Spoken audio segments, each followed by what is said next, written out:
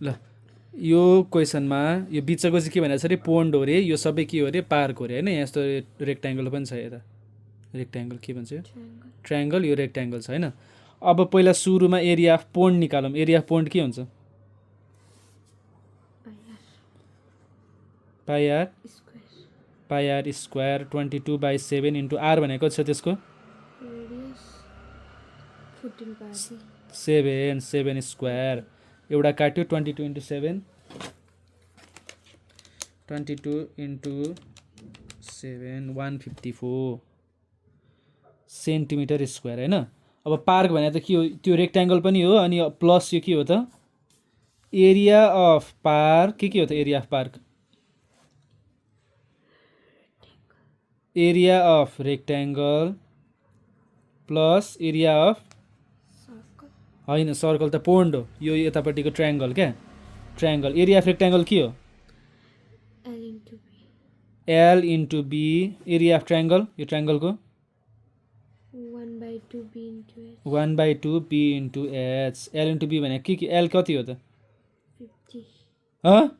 ल 50 मानौँ ल ब्रेथ कति हो त 20 गुड गुड गुड गुड 20 1/2 यसको ब्रेथ कति हो त यो ट्रायङ्गलको 25 होइन 25 त यो हो यहाँदेखि यहाँसम्म 40 अब यति फाइन्ड गर्नु पऱ्यो कसरी फाइन्ड गर्ने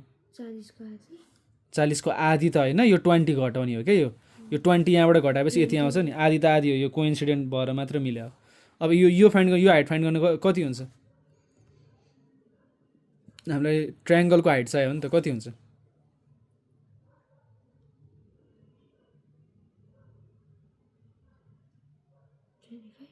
25 किन भन्दाखेरि यो 50 छ यो घटाएपछि यति आएको खास गरी यो यसको आधी भए होइन कि यसमा यो घटाएको बुझ्यो 25 5 2 जा 1000 plus 10 250 is equals to 1250 centimetre square यो चाहिँ एरिया अफ पार्क बुझ्यो अब अर्को के सोधेको छ भन्दाखेरि find the area of the park excluding pond pond घटाउनु पऱ्यो क्या पोन्डको एरिया बुझ्यो बुझ्यो 1250 माइनस 154 गरेर हामीले एरिया अफ के pond area of park without के निकाल्छौँ हामीले विदाउट के पोन्ड ल